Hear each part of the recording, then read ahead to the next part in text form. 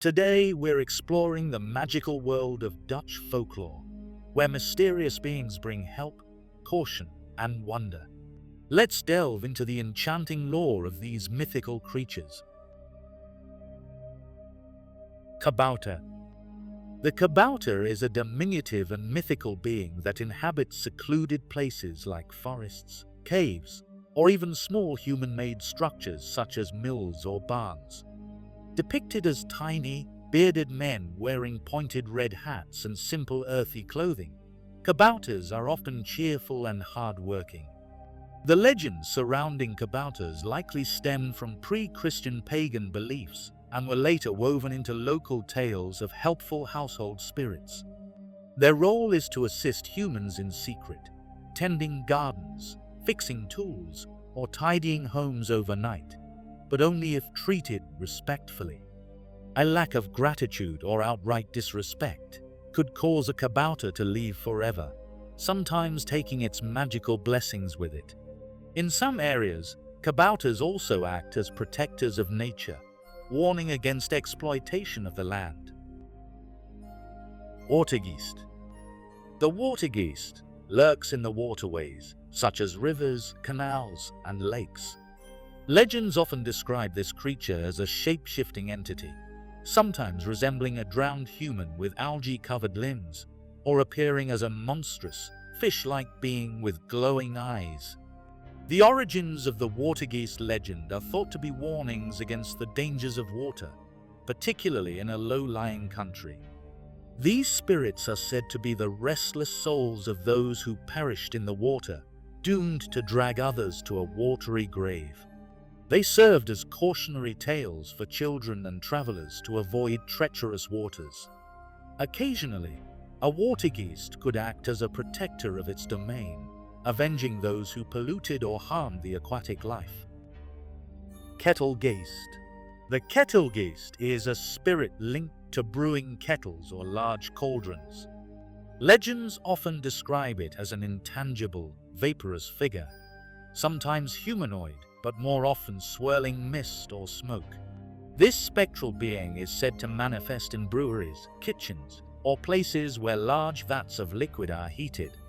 The origins of the Ketelgeest likely arise from the superstitions surrounding brewing and the transformation of ingredients through heat and fermentation. People believe that if the brewing process was not respected or done with care, the Ketelgeest would appear to ruin the brew, spoil the food, or even curse those involved. Its role is both as a guardian of tradition and a harbinger of disaster for those who ignored the sanctity of their craft. The Ketelgeest reflects the importance of meticulous work and reverence for processes seen as near magical in pre-industrial times. The Witte Wieven. The Witte Wieven are spectral women found in various regions, particularly in the eastern provinces like Gelderland and Overijssel. These ethereal figures are often described as ghostly white or mist-like, draped in flowing luminous gowns that make them appear otherworldly. Their origin is tied to the pre-Christian veneration of wise women or herbalists who were revered and feared for their knowledge of the natural and supernatural. Over time, these figures became shrouded in superstition, evolving into tales of ghostly apparitions haunting burial mounds or foggy fields. They are said to guide lost travelers, heal the deserving, or exact vengeance on the wicked. Their role oscillates between guardians of the earth and harbingers of doom, depending on how one interacts with them. The Nekker. The Nekker, a menacing creature, inhabits rivers, ponds, and marshlands. These beings are typically depicted as grotesque, humanoid figures with slimy, amphibian-like skin and webbed hands that hint at their aquatic nature. The Nekker legends were born from the perilous relationship between humans and water. They are said to lure victims, particularly children, with enchanting music or false promises of treasure. Once ensnared, the Nekker drags its prey underwater to drown them. These tales served as grim reminders for children to steer clear of dangerous waters. In some variations, it also acts as a guardian, ensuring that sacred water sources remain undisturbed by humans. The Heks. The Heks is practically the witch in Dutch folklore. It has a prominent place in legend, both feared and misunderstood. Typically depicted as an elderly woman with a hunched back, wild hair, and a crooked nose, the Hex might also appear deceptively youthful and beautiful, concealing her dark magic. These figures often lived on the fringes of society, practicing herbal medicine or divination. Accusations of witchcraft could arise from envy or misunderstanding of their knowledge. The Hex was said to ride a broomstick, brew potions, and summon storms or ill fortune to harm their enemies. Their origins likely stem from ancient beliefs in wise women, and later merged with fears of devil worship. In folklore, the Hex served as a cautionary figure, embodying the danger of female autonomy and forbidden knowledge. Yet, in some tales, they were sought out for healing or protection, blurring the line between benefactor and menace. Bokkenrijders. The Bokkenrijders were a legendary group of brigands from the Limburg region and surrounding areas. They were said to ride flying goats, appearing as dark figures silhouetted against the night sky.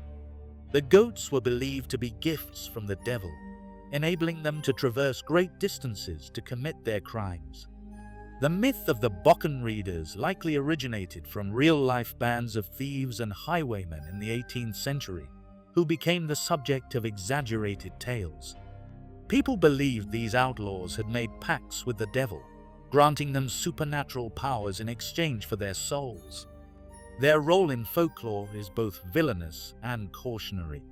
They represented fear of lawlessness and the supernatural, serving as a warning against greed and impiety. Over time, the Bokkenrijders became legendary anti-heroes, with some stories framing them as rebels against oppressive rulers rather than pure criminals. CLAV. The beloved CLAV, or also known as the Sandman, is a benign figure tied to sleep and dreams. He is depicted as a small, thin, elderly man, often dressed in a wide sleeping shirt, carrying a pouch of magical sand, which he sprinkles into the eyes of children to make them sleepy and bring them pleasant dreams. This legend likely evolved from ancient European sleep-related myths, possibly influenced by Norse or Germanic traditions.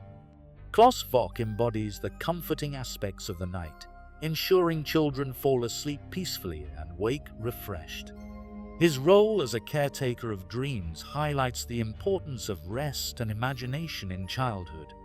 Far from being a figure of fear, CLAV is cherished as a symbol of safety and routine, a contrast to many darker folkloric beings. His tales were often used to soothe children at bedtime, transforming the transition to sleep into a magical experience.